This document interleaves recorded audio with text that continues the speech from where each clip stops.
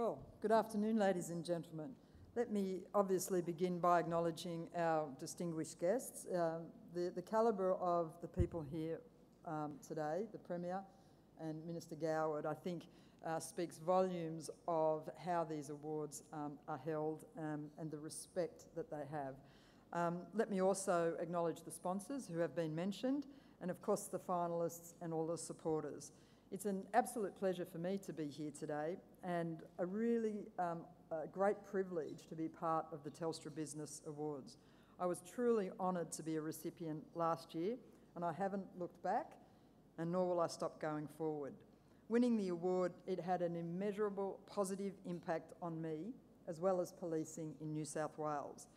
For the finalists, whatever happens today, remember to embrace and revel in this positive opportunity, as sometimes successful people also endure adversity and negativity. So enjoy the moment. And as I said last night, make sure you get a good photo, at least one good photo taken, because when your face does get plastered all over the media, you really want a good photo to be the one that's out there.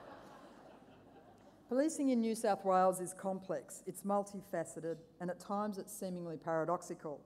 There's great responsibility attached to it. No one should be a victim of crime or disorder. On the one hand, we need to be capable of controlling by force, and on the other hand, we need to constantly work intimately with every community we serve. We must be sensitive to and understand the diversity of age, gender, culture, religion, politics, and so forth. We must also understand the environment in which we work, and for policing in New South Wales, it features challenges such as immigration, homelessness, an ageing population, youth unemployment, the digital economy and ICT-enabled crime, and issues around social cohesion and order and alcohol and drug consumption. And we must also operate as a government agency in a business environment. And over the last 3 years, I've had the opportunity to drive the business side of policing, and I've learned and experienced many things I would not otherwise have come in contact with. I've survived several challenges, such as implementing a new death and disability scheme for our ill and injured officers, revamping a police property portfolio with hazardous material concerns, and working through an arbitrated wage case. As I say, it's a complex job, but one that I believe that me winning the awards last year has given greater awareness to people outside of policing about the complexities of policing. It's not just providing an essential service, there's this huge business behind it. I've had the opportunity to meet wonderful new people, and I've been exposed to other businesses, other ideas, new perspectives, and I have been enriched because of this award. And I hope that some of the people I've come in contact with have also been enriched. The award has also elevated the status of business within the police itself. It's now a position that is more sought after than it was ever before. And that can only be a good thing, because we want to attract talented people to this side of policing. It's good outcomes for the police and for the community of New South Wales. And one critical point I want to make to finish is that the award gave me the opportunity to reflect generally upon women in business, leadership, and all the achievements that have been made and continue to be made.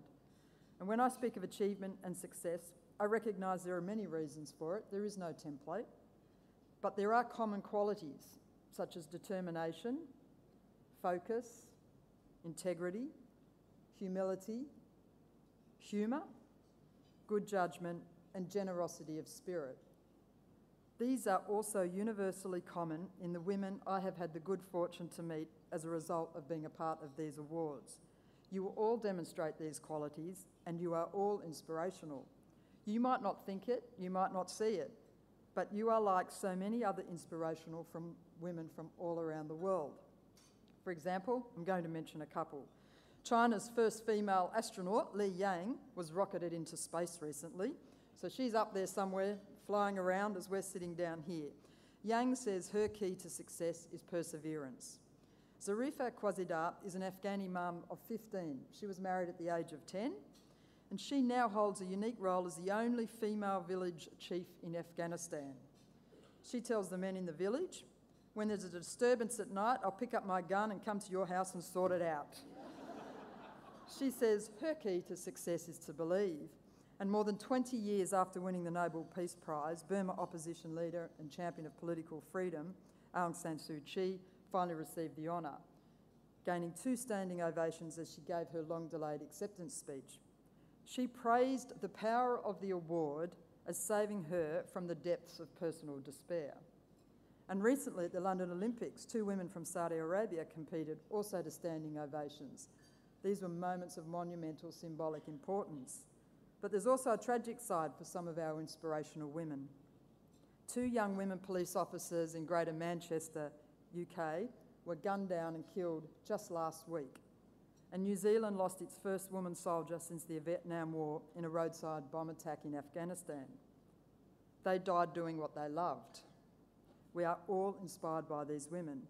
And closer to home, one of the very enjoyable aspects of this award is the opportunity for me to meet you and be inspired by what you do.